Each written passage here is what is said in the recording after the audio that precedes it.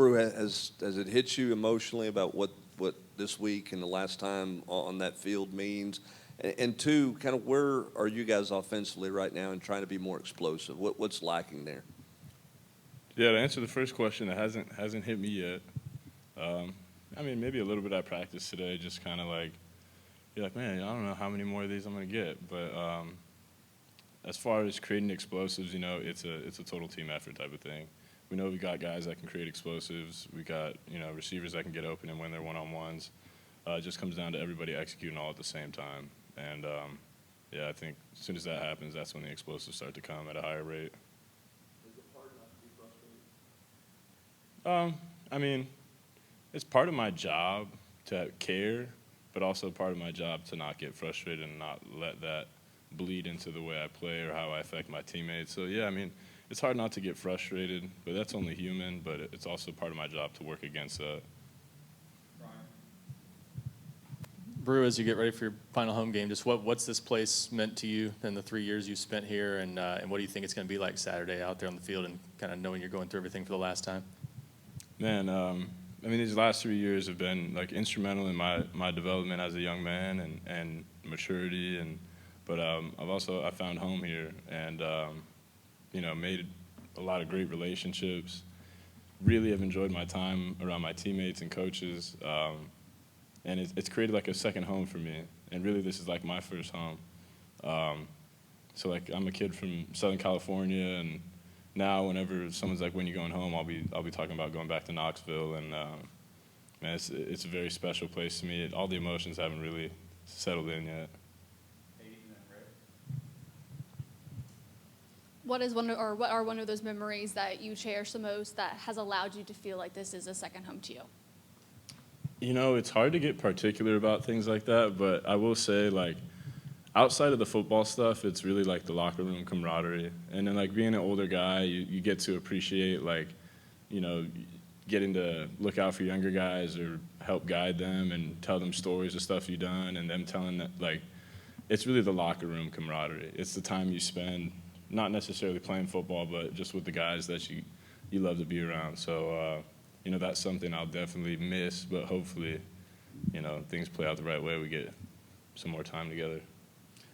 Bru, this senior class has been part of the real change in this program over the last few years. What have you seen? What has it meant to you to watch this transformation?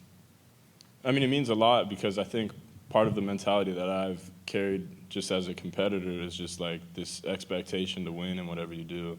I wasn't around for prior coaches, and I didn't really see too much of Tennessee's prior records.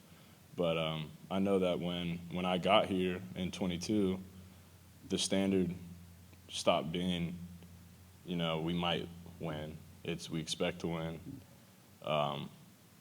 And I think following that in 23, we had an expectation to win, and that bar got pushed a little higher and then a little bit higher this year to the point where no one's thinking about 2020, 19, even 21 necessarily. It's this new standard of Tennessee should be in the SEC championship, should be competing for championships every year, should have 10-win seasons consistently. But it's just, I'm proud to have been a part of that change. How have you seen the team kind of regroup, getting back into the week, coming off a loss, and get back to practice, get back to work? Honestly,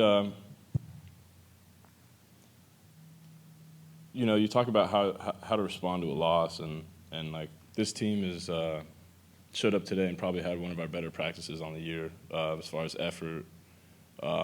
Nobody's feeling sorry for themselves or feeling like it's the end, and it's just really about attacking it. You flush, yeah, we lost, flush it, move on. What's the next thing I can focus on? Because I can only control what I can control, and that's my effort today, tomorrow. But guys are responding the right way.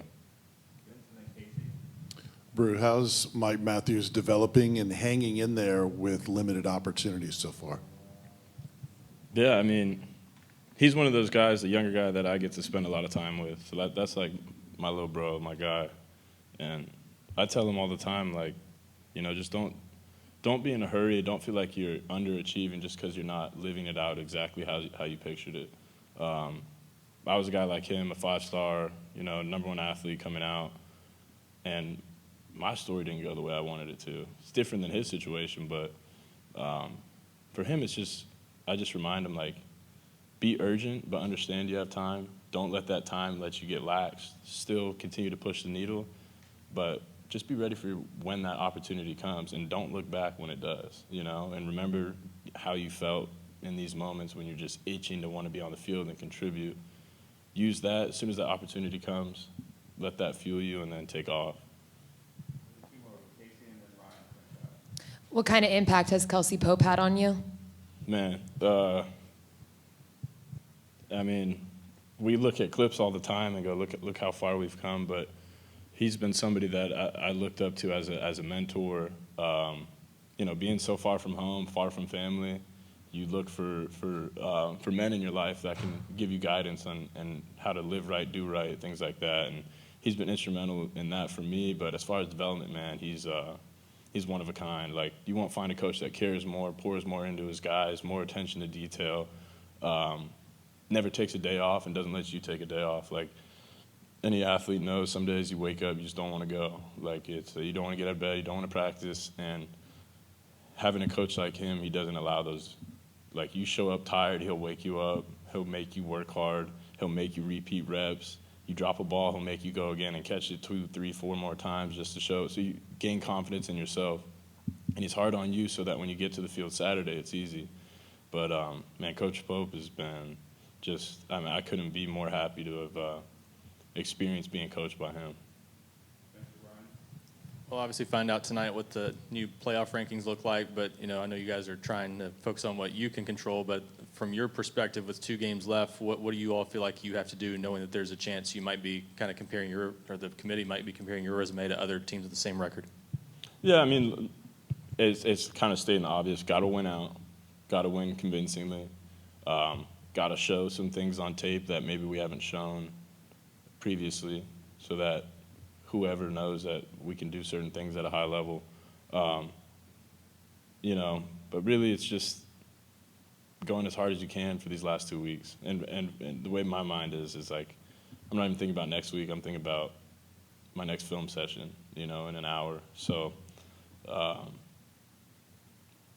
really just went out and put all the hard work we've had on display. Like, we've talked a lot about the potential we have and almost being there. And now we've got 2 opportunities in these next 2 weeks to put that on display.